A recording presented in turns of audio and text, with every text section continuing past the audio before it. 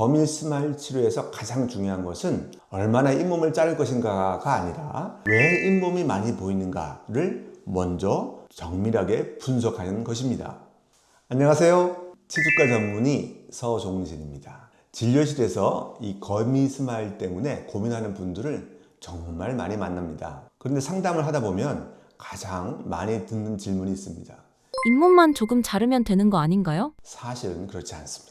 같은 거미 스마일처럼 보여도 원인은 여러 가지로 사람마다 다를 수 있기 때문입니다. 어떤 분은 잇몸이 치아를 많이 덮고 있는 경우가 있고, 어떤 분은 웃을 때 이 입술이 과도하게 올라가면서 잇몸이 많이 보이기도 합니다. 또 어떤 경우는 치아 옆에 상악골이라고 하는데요, 상악골 치조골이 전치부 뼈 구조 자체에 영향을 많이 주어서 잇몸 노출이 많이 보이는 경우가 있습니다. 즉, 뼈 때문에 잇몸이 많이 보이는 것이죠. 그래서 거미 스마일 치료에서 가장 중요한 것은 얼마나 잇몸을 자를 것인가가 아니라 왜 잇몸이 많이 보이는가를 먼저 정밀하게 분석하는 것입니다. 실제로 거미 스마일 치료 후 재발했다고 오시는 분들이 적지 않습니다. 왜 그럴까요? 치아 주변에는 잇몸과 뼈가 유지돼야 하는 고유한 구조가 있습니다. 이 구조를 고려하지 않고 겉으로 보이는 잇몸만 딱 제거하게 되면 시간이 흐르면 다시 잇몸이 차올라서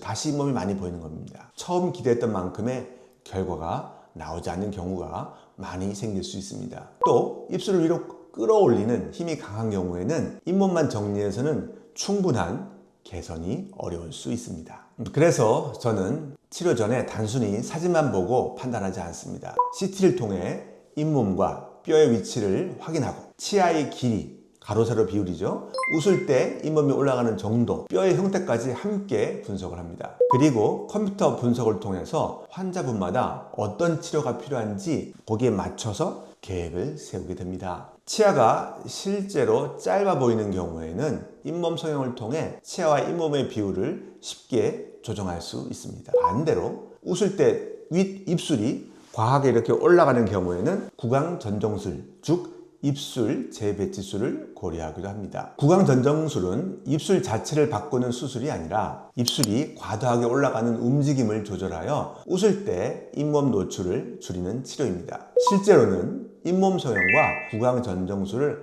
함께 진행해야만 더 자연스러운 결과가 나오는 경우도 많습니다.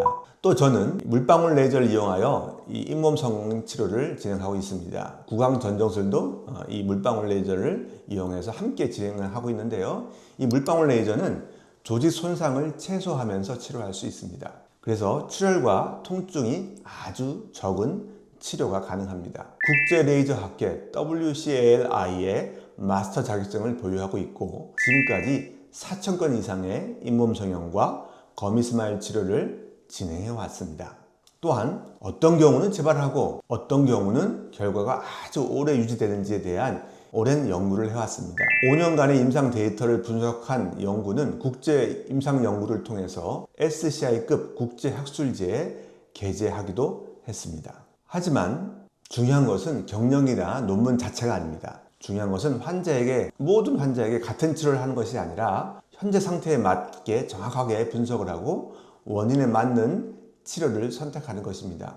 거미 스마일은 단순히 잇몸만의 문제가 아닐 수 있기 때문입니다. 입술, 잇몸, 근육, 뼈 구조까지 함께 봐야 되는 경우가 아주 많습니다. 현재 웃을 때 잇몸이 많이 보여 고민하고 계신다면 먼저 내 거미 스마일의 원인이 무엇인지 정확하게 확인해 보시기 바랍니다. 지금까지 내용이 도움이 되셨다면 구독과 좋아요 꼭 부탁드리겠습니다. 지금까지 더 밸런스 치과 서종진 대표원장이었습니다. 감사합니다.